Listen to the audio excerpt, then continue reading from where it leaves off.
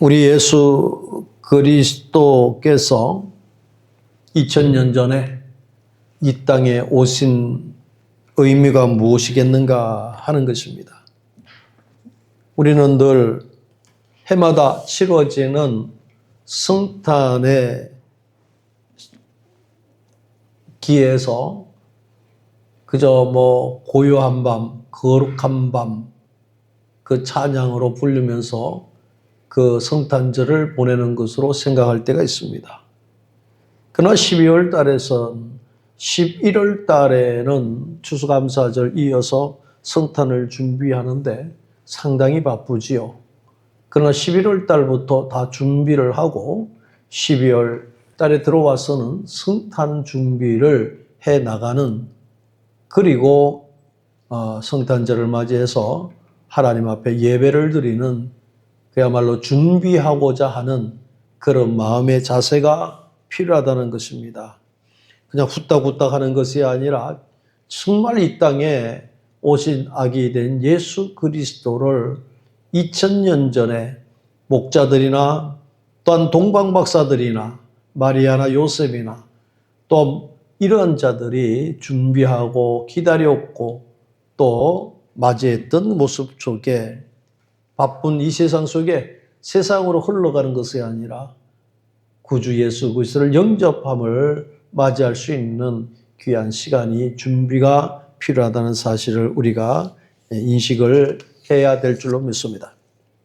성탄이라고 하는 이 단어가 뭘까요? 말 그대로 예수 그리스도의 탄생입니다. 그걸 보고 성탄이다.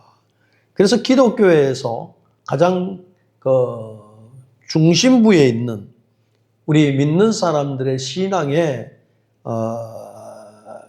의미를 부여하는 아주 핵심적인 중요한 날이기도 합니다. 그래서 예수 그리스도의 탄생이라고 하는 것은 참으로 중요한데, 그러면 예수 그리스도의 탄생을 우리가 기뻐하는데 오늘 2장 9절의 말씀을 보면 뭐라고 했습니까? 죽음의 고난을 받으심으로 말미암아 영광과 존귀로 관을 쓰신 예수를 보니, 이런 말씀이 있습니다. 태어나신 예수 그리스도의 오심을 우리는 기뻐합니다. 그러나 그 뒤에 그 의미는 우리를 위해서 구원하시기 위한 우리 예수님의 오심을 우리는 그 내막을 알아야 된다 하는 것입니다. 그래서 예수 그리스도께서 구약에 오시고자 하는 메시지를 늘 말씀하잖아요. 그래서 오실 메시아라 이렇게 말씀하셨습니다. 예.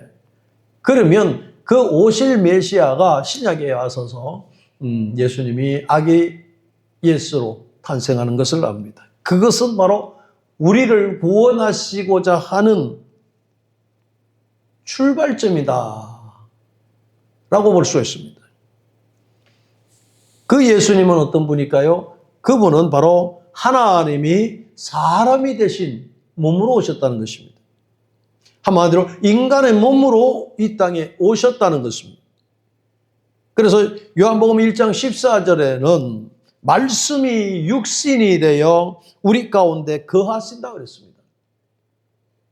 아기 예수 그리스도를 이 땅에 오신 하나님의 구약에서부터 만세전부터 말씀하신 그것이 바로 그 말씀을 통해서 육신의 몸을 입고 오신 것입니다. 그래서 성탄이라는 것이 중요하게 생각합니다. 그분은 어떤 분일까요? 이 땅에 오셔서 늘 겸손하시고 우리에게 큰 사랑을 베풀어 주신 분이 바로 예수님이십니다.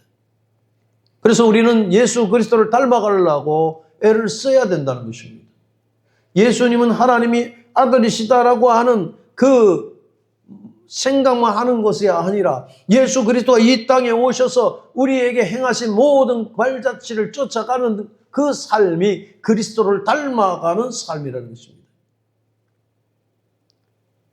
그렇습니다. 예수 그리스도께서는 억만 가지 죄를 가진 인간들에게 오셨습니다.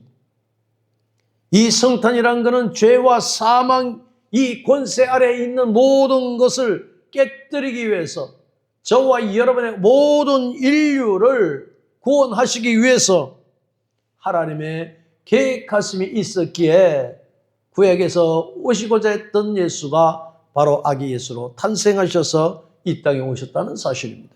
그래서 이 구원의 계획은, 우리 죄사함의 계획은 바로 예수 그리스도가 이 땅에서 성모 마리아의 그 몸을 빌려서 오신 사건으로 말미암아 원대한 역사를 이루시는 계기가 됐다는 것입니다. 그래서 인간이 하나님과 가로막힌 담이 풀어지는 그 순간이 된다는 것입니다.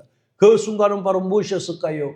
예수님의 탄생함으로 말미암아 이 땅에서 30년 동안 그 인간적인 생활을 하시다가 3년의 사역을, 공생애를 시작하심으로 말미암아 그는 그대로 말미암아 그것이 십자가의 죽으심을 맞이하게 되는 것을 봅니다. 그래서 죄 때문에 하나님과의 관계가 막혔던 우리들에게 예수 그리스도를 통해서 이 장막이 허물어지는 그런 관계가 됐습니다. 그래서 하나님과 우리가 친밀한 관계를 맺을 수 있도록 해준 것이 바로 예수님의 탄생의 의미를 두고 있습니다. 예수님은 빛이라고 그러지 않습니까? 빛은 어둠을 가릴 수가 있습니다. 절망과 어둠 속과 좌절 속에 있는 자들에게 우리 하나님 되신 예수님께서 이 땅에 오셔서 영원한 생명과 우리에게 희망을 부어주셨다는 사실입니다. 그는 가장 낮은 자절에서 아버지의 그 뜻을 이루기 위해서 높고 높은 보좌를 버리시고 낮고 천한 자리에 오시는데 그는 베들레헴이라고 하는 가장 지역적으로 낙후된 지역이었고 또 예수님은 말구유에서 태어나셨 그것을 우리는 봅니다. 그래서 우리 주님은 가난하고 소외된 자들을 멀리하는 것이 아니라 그들과 함께 나누고 그들에게 사랑을 베푸시고 이끄셨다는 사실입니다. 그 모든 것은 예수님이 겸손하시고 우리에게 사랑을 모범을 보여주신 것이었습니다. 그래서 오늘날도 우리 예수 믿는 사람들은 어떻게 할까요? 나눔이 있어야 되고 봉사가 되고 헌신이 있어야 되고 평화를 추구하며 나가는 삶이 이루어져야 한다는 것입니다. 사랑하는 성도 여러분, 그러기 때문에 우리는 성탄절을 준비하는 것입니다. 히브리서 2장 9절에 보면 예수 그리스도의 탄생에 대해서 말씀하잖아요. 예수 오직 천사보다도 잠시 동안 못하게 하셨다. 못하게 하셨습니다. 죽음의 고난을 받으셨다 그랬습니다. 그로 말미암아 영광과 존귀의 관을 쓰셨다고 그랬습니다. 하나님의 은혜로 말미암아 모든 사람을 위해서 죽음을 맛보려 하셨다 그랬습니다. 이것은 바로 예수 그리스도께서 이 땅에 오셔서 그 사랑을 실천하기 위해 오셨다는 것을 알 수 있습니다. 에스겔서 18장 4절의 말씀도 모든 영혼이 다 내게 속한지라고 말씀합니다. 아비의 영혼이 내게 속한 같이 아들의 영혼도 내게 속하였다고 말씀하고 있습니다. 그렇습니다. 우리 인생은 하나님께서 손수 만드신 피조물입니다. 그로 말미암아 우리는 하나님과의 약속의 어김으로 말미암아 죄를 지면 반드시 죽는다는 단서를 붙여놓은 존재들이라는 것을 알 수 있습니다. 로마서 6장 23절에는 말씀합니다. 죄의 삭은 사망이라고 그랬습니다. 분명하게 말씀한다는 것입니다.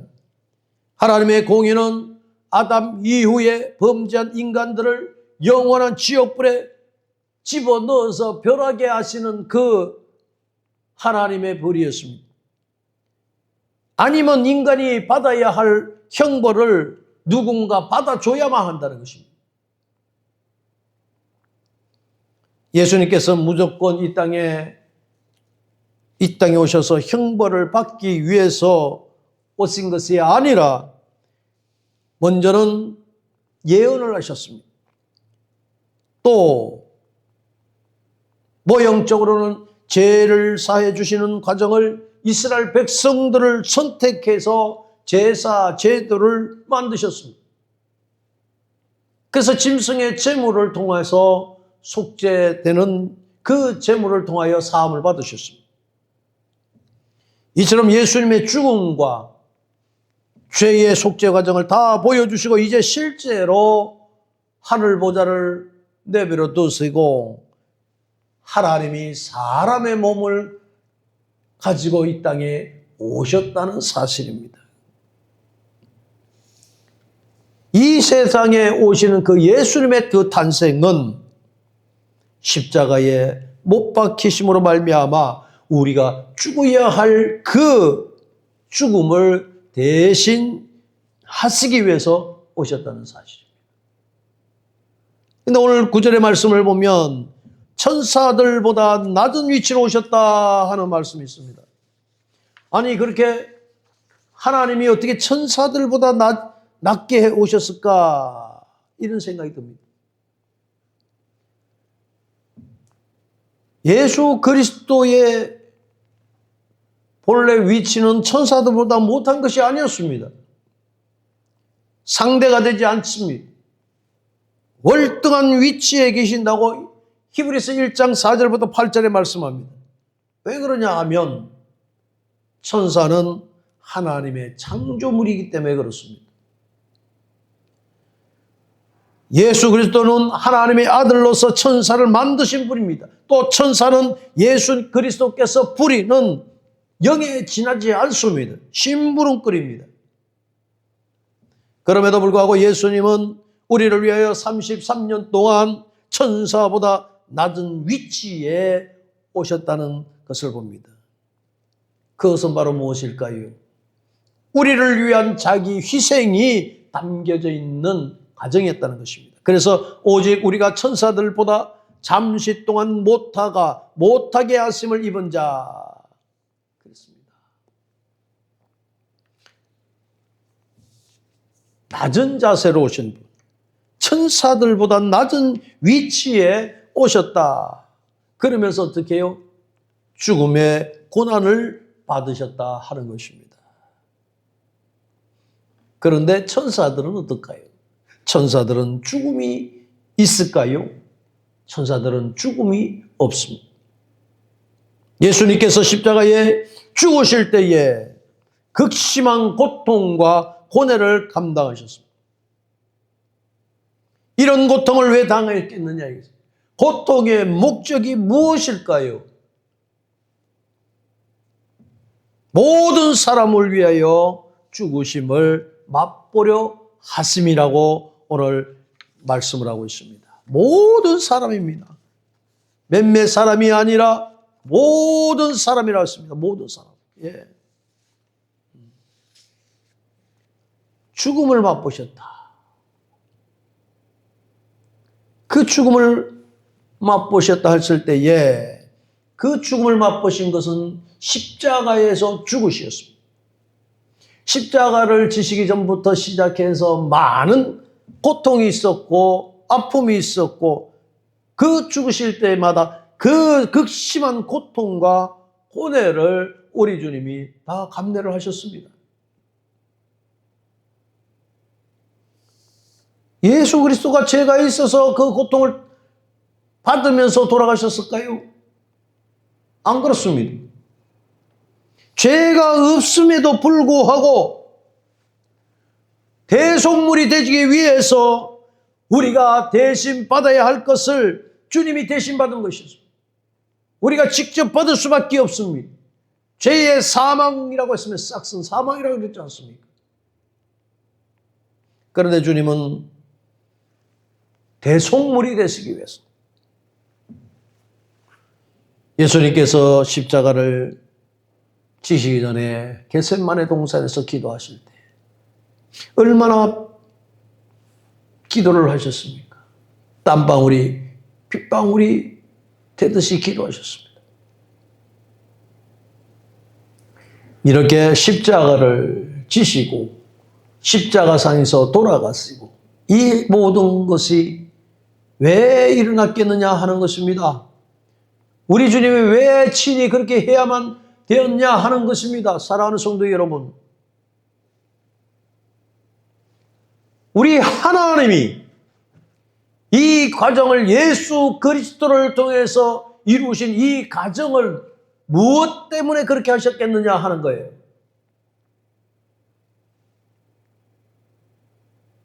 주 예수를 믿어라.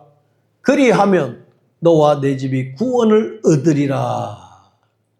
예수 그리스도를 영접하라고 하는 것이었습니다. 우리 주님이 하나님 우편에 앉아서 지금도 졸지도 않으시고 주무시지도 않으시면서 우리를 기도하시는 게 뭘까요?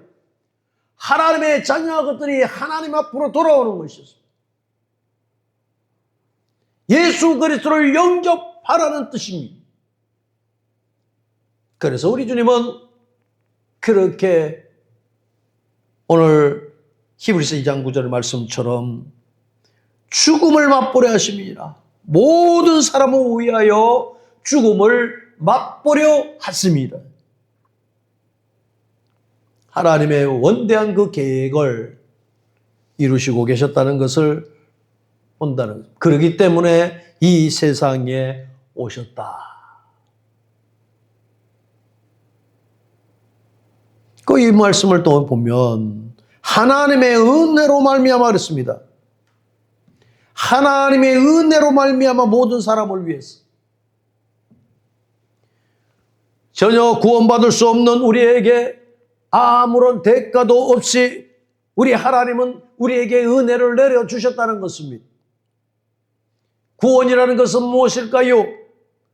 내가 어떤 행위를 해서 그것이 구원받는 것이라고 생각하지 않습니다. 내가 어떤 일을 해가지고 믿지 않는 사람이 하나님 나라에 들어가는 것도 아닙니다. 오늘날도 예수 그리스도께서 오셨던 것을 가짜로 흉내내는 사람들이 얼마나 많습니까?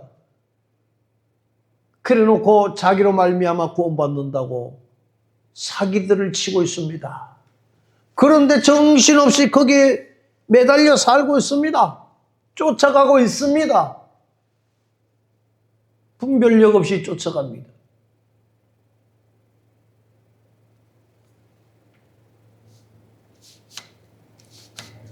그 사람들 보고 예수 그리스도처럼 한번 못 박혀갖고 한번 죽어봐라 그러면 천길 만길 도망갈 거예요.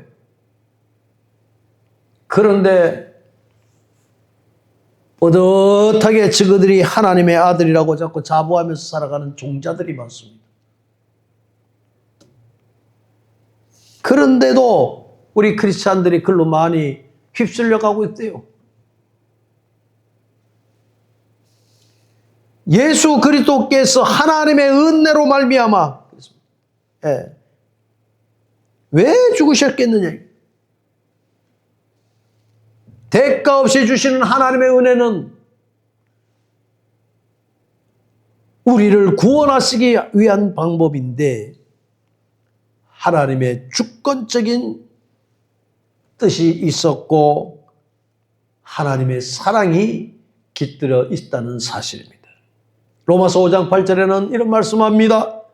우리가 아직 죄인 되었을 때에 그리스도께서 우리를 위하여 죽으심으로 하나님께서 우리에게 대한 자기의 사랑을 확증하셨느니라. 죽기까지 낮춰지는 그 주님의 모습. 그러나 하나님께서 예수를 높이십니다. 영광의 존귀의 주로 높이시는 역사가 일어난 것을 보게 됩니다. 빌립보서 2장 8절부터 11절의 말씀을 보면 사람의 모양으로 나타나심에 자기를 낮추시고 죽기까지 복종하셨으니 곧 십자가에 죽으심이니라. 이러므로 하나님이 그를 지극히 높여 모든 이름 위에 뛰어난 이름을 주었다 그랬습니다. 그러면 하늘에 있는 자들과 땅에 있는 자들과 땅 아래에 있는 자들로 모든 무릎을 예수의 이름을 꿇게 했다고 말씀하고 있습니다. 모든 무릎을 예수의 이름에 꿇게 하시고 모든 입으로 예수 그리스도를 주시라 시인했습니다. 그러면서 뭐랬습니까? 하나님 아버지께 영광을 돌리게 하셨느니라. 사랑하는 성도 여러분, 하나님 아버지께 영광을 돌리게 한 분이 누굴까요? 예수 그리스도. 하나님이 지극히 높이셨다 그랬습니다. 사람 모양으로 이 땅에, 아기 예수로 이 땅에 오셨던 예수가 자기를 낮추고 낮추는데 죽기까지 내 뜻대로 마옵시고 아버지 뜻대로 하옵소서 처절하게 기도하심으로 말미암아 아버지의 뜻 안에 순종하시는 우리 예수 그리스도를 생각해 봐야 됩니다. 우리 예수 그리스도께서는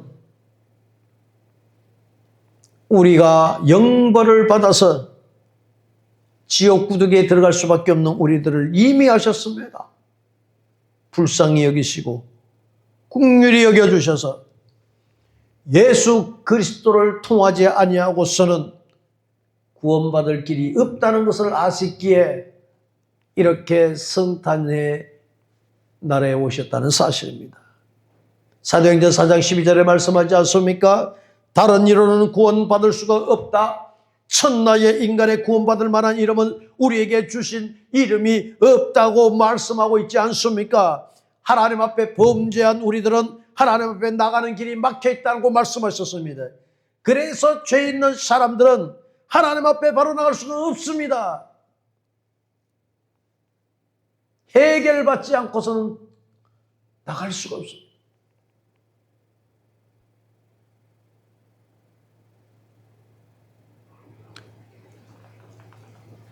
사랑하는 성도 여러분, 이러한 어마어마한 사건이지 않습니까?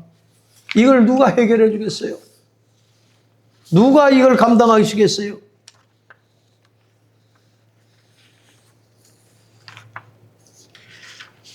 예수를 깊이 알고 살아야 됩니다. 예수가 누군가를 우리가 깊이 깨달아야 됩니다. 사랑하는 성도 여러분, 10절의 말씀을 봅니다. 2장 10절 말씀, 만물이 그를 위하여 또한 그로 말미암아 말머니가 많은 아들들을 이끌어 영광에 들어가게 하신 이래. 그들의 구원의 창시자를 고난을 통하여 온전하게 하심이 합당하도다. 창시자를 통해 고난을 통해서 온전하게 한다 그랬습니다. 고난을 온전하게 하심이 합당하도다. 하나님께 나아가는 예수 그리스도께는 완전한 우리의 길잡이가 되셔서 먼저 죄와 형벌을 고난을 받으셔야만 했다는 사실입니다. 이런 사실을 우리가 알 때에 예수 믿는 성도로서 온전히 주를 위해 살아가야 할 의무가 있지 않는가 생각합니다. 그저 박수만 치고 찬양만 하고 감사만 하는 것이 아닙니다. 성탄이라는 이 주제만 놓고 생각하면 우리가 그럴 수 있다고 생각합니다.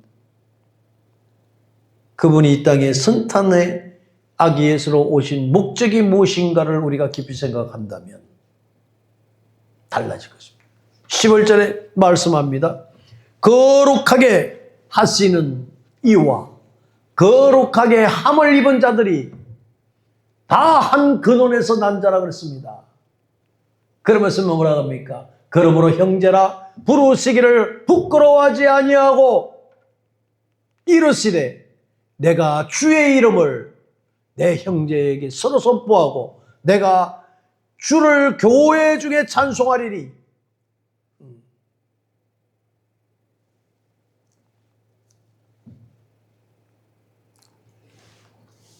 예수 그리스도께서 거룩하게 하신다 그랬습니다. 거룩하게 하신 이와 거룩함에 입은 자들이 한 근원이 됐다 그랬습니다. 뿌리라는 거예요. 그러므로 형제 부르기를 부끄러워하지 않. 그래서 형제님, 자매님 이래요. 너무 가깝다 보니까 교회 형제님, 자매님 하다 보니까 뭐랍니까? 교회에서 세상에 부르는 용어를 쓰면서 언니, 동생, 더 나가서 얘, 이름 불러가면서 교회 내에서 그러고 있더라고요. 물론 뭐 예의를 갖추고 언니라고 좀 높여줘도 괜찮겠지요. 교회에 쓰는 용어가 따로 있습니다. 교회에서는 형제님, 자매님, 집사님, 목사님, 권사님, 장로님 이렇게 부르잖아요. 그 좋은 용어가 다 있는데 왜 딴 걸 쓸까요? 어제 놀러 갔습니까? 이 방송을 듣고 있는 성도님들은 교회 내에서 아무리 피를 나눈 형제들이고 아래의가 된다 할지라도 교회에서는 정확하게 권사님은 권사님이 언니, 동생 이거 참 안 되는 거예요. 나가서면 또 모르지요. 안 보는 사람이 있으니까 뭐 그냥 할 수 있겠습니다만은 교회 내에서는 형제자매라. 거룩하신 이와 거룩하게 함을 입은 자들이 다 한 근원에서 난지라. 그러므로 형제라 부르기를 부끄러워하지 않는다 했습니다. 예. 그러니까 우리가 이름도 들고 성도 틀리다고 그러는 게 아니에요. 주 안에서 들어오면 같은 형제자매인 거예요.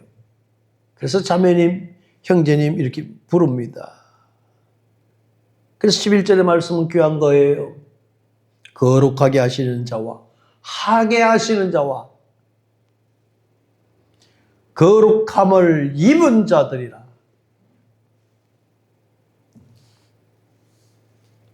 이것이 어떻게 나올 거예요? 히브리 10장 10절에도 말씀합니다. 거룩한 자 예수로 말미암아 우리도 거룩한 자로 만드셨다는 거예요. 우리를 죄에서 구원하기 위해서 거룩하게 만드셨다는 거예요.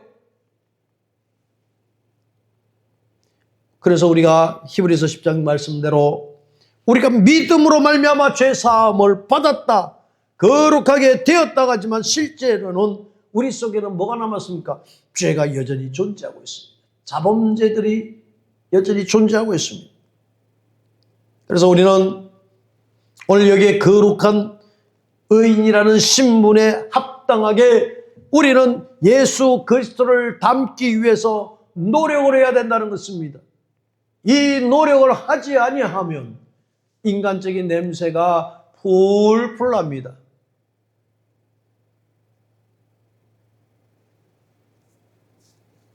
예수 그리스도를 닮는 삶을 발자취를 쫓아가려고 해야 되거든요. 그래서 예수 믿는 거예요. 예수 믿는데도 예수 믿는다고 하면서 자기의 의의가 나타나고 인간적인 냄새가 난다면 그건 아직 예수를 안 쫓아가는 거거든요. 예수를 사용하는 사람들입니다. 가룟 유다 같이. 기회만 보면 팔아먹으려고 하는 기회주의자처럼 인본주의 사상을 갖고 포스트 모덤의 사상을 가지고 아주 예수 그리스도를 지 나름대로 생각을 하고 난도질하는 사람들이 많아요. 여러분, 그것이 진정한 신앙길이 아닙니다.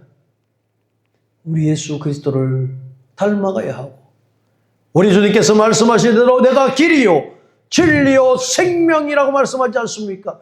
쫓아가는 거예요. 닮아가는 거예요. 애쓰는 거예요. 부족함을 구하는 거예요. 거기에 무슨 내 의가 나타날 수 있습니까?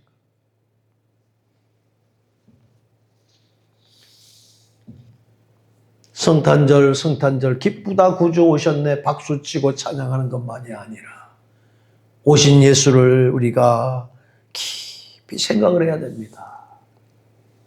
어떤 사람은 12월 25일이다 그러면 성탄절이라 그러면 빨간 날이니까 오늘 노는 날이다. 뭐 노는 날이에요. 즐기는 날이다. 성탄의 의미를 잘 모르고 그냥 넘어가는 거예요. 나를 위해서 구원하시려고 죽이시기까지 십자가에 못 박혀까지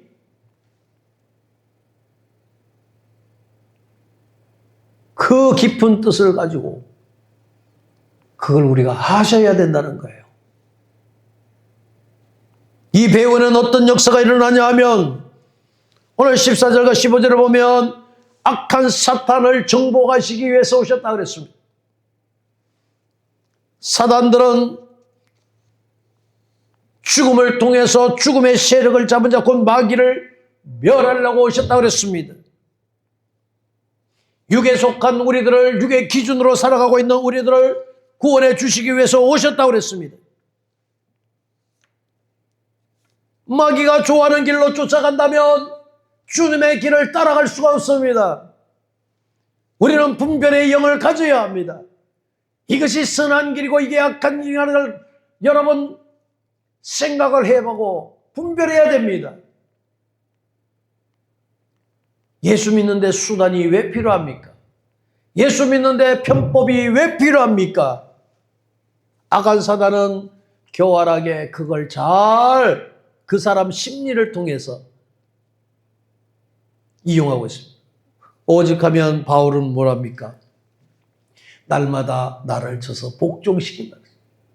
그렇게 훌륭한 사도 바울인데도 자기를 자꾸 복종시킨다는 거예요. 육적인 생각이 자꾸 드러난다는 거예요. 하물 이렇게 훌륭한 사도 바울도 그런데 우리 믿는 사람 사도 바울 발꿈치도 못 쫓아가면서 자기가 의의가 나타난다고요. 자기 수단이 나타난다고요. 얼마나 건방진 일입니까? 사랑하는 성도 여러분, 사단은 우리를 어떻게 하면 지배하려고 노력을 합니다. 틈을 주지 않습니다. 우는 사자들이 입을 벌면서 삼킬 자를 두루 찾아 다닌다고 말씀하지 않습니까? 그런데 거기에 넘어가는 것도 모르고 많은 사람들이 깨어있지 못합니다. 영적으로 깨어있기를 바랍니다. 깨어있어야 하나님의 자녀가 되는 거예요.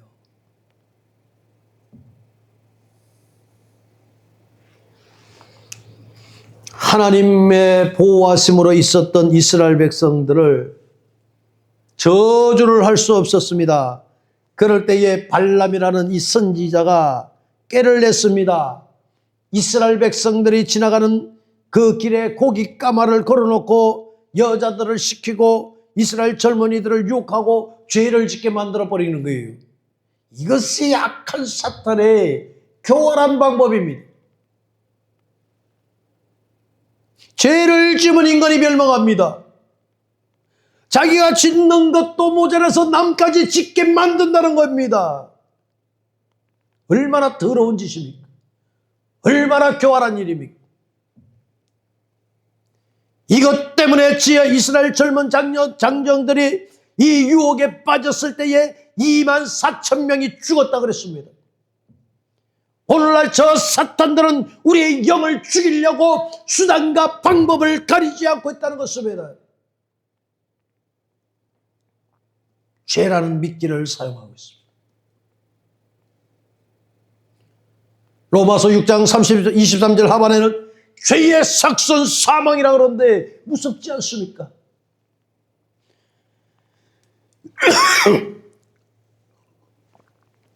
이 죄란 게 얼마나 무서운 건데요. 하나님을 믿는 성도들이, 백성들이 이 죄란 것을 심각하게 생각하지 않다는 사실입니다. 죄의 삭선 사망입니다. 기억하시기를 바랍니다.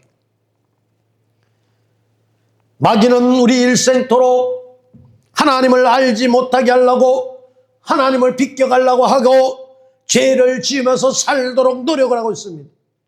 때로는 유혹을 주십니다. 때로는 위협을 가하기도 합니다. 때로는 아픔도 줍니다. 때로는 어려움을 줍니다. 극복할 수 없을 정도로 고통을 주기도 합니다. 그리고 이 원수 마귀는 죄를 짊어지고 그 수중에서 자기 수중을 들도록 만든다는 사실입니다. 우리가 교회에 오면서, 우리가 열심히 신앙하면서 적어도 하나님을 잘 믿는다고 하는 이 신념을 가지고, 믿음을 가지고 나온다면 적어도 여러분 잘 믿겠다고 하는 그런 마음을 갖고 있다면 분별이 필요하다는 사실입니다. 영분별이 필요한 거예요. 이것을 이길 수 있는 방법이 무엇인 줄 아십니까? 이것을 극복해 나갈 수 있는 방법이 무엇인 줄 아느냐 이거예요. 주님께서 말씀하셨습니다. 나를 따라오려거든 너의 십자가를 지고 오너라.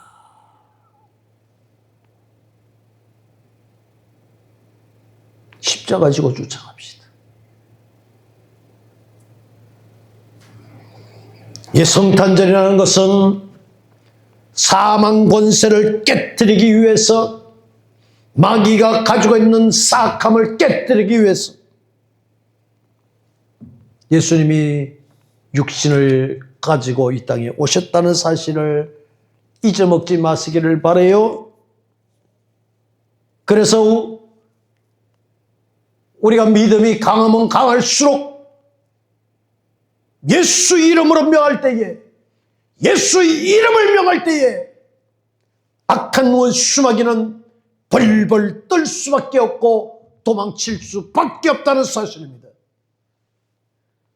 그런데 이것이 제대로 깨닫지 못한 사람들은, 미련한 인생들은 이것을 믿지 못하고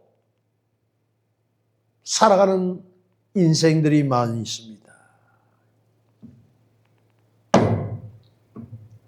마귀는 깔려 있습니다.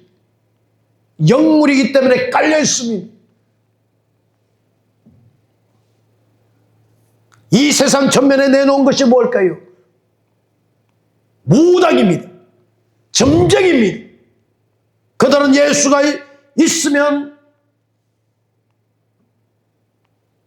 저들이 점괘가 일어나지 않습니다. 오늘날 어느 때보다도 그것이 활개를 치고 있습니다. 예수 믿는 사람도 보러 간다 하잖아요. 지영이 죽는지도 모르고, 목사님 한번 갔다 왔는데요. 그걸 목사 앞에서 해야 할 말입니까? 그게 신부한테 가서, 천주교 신부한테 가가지고 고해성사하는 겁니까? 얼마나 영적인 분별이 없으면 그따위 얘기를 합니까? 예?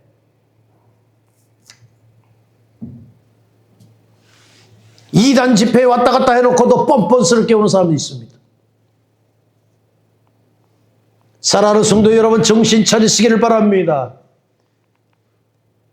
예수 그리스도가 그렇게 가치가 없는 분이 아니라는 사실을 여러분이 깊이 깨닫고 주님 앞에 나오는 신앙이 되어야 되는 미션입니다. 예수 그리스도께서는 사망 권세를 깨뜨리기 위해서 이 땅에 오셨다는 사실을 믿으시면 아멘 하시기를 바랍니다. 그분은 우리를 위해서 하늘 보좌를 내버려 두시고 낮고 천한 자리에 말구유에 오셨습니다. 아무도 예수를 알아보지 못합니다.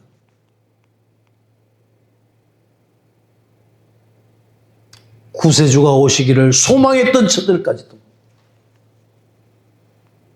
예수가 이 땅에 온 것을 알아차리지도 못합니다. 얼마나 슬픈 일입니까? 2025년에 우리 구주 예수 그리스도가 이 땅에 오셨을 때에 2000년 전에 했던 저들의 모습과 달라지면 얼마나 좋겠습니까? 똑같은 모습들이 재현되고 있습니다. 그때나 지금이나 재현되는 건 똑같아요.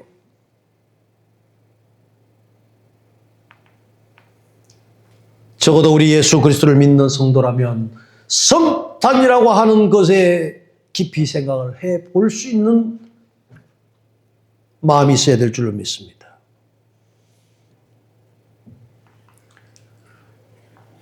그리스도를 닮아갑시다. 그리스도의 마음을 가집시다. 성탄의 의미를 깊이 한번 새겨봅시다. 내가 기쁘고 내가 즐거우면 성탄인가요? 하나님이 기쁘셔야 되는 거예요. 무엇이 하나님이 기쁘실 것인가? 성탄절을 맞이해서 우리가 깊이 한번 생각해 보며 자기 성찰이 필요한 줄 믿습니다. 하나님과의 관계를 온전히 이루는 우리 예맘교회 성도들이 되시기를 주의 이름으로 축원을 드립니다. 그러하신 아버지 하나님, 성탄절을 맞이하는 2025년이 되었습니다. 성탄절을 한 주 한 주 다가오는 그 날짜를 기다리면서 우리는 어떤 모습으로 성탄절을 맞이해야 할까를 다시 한번 생각해보는 시간이 되었음을 감사함을 드립니다.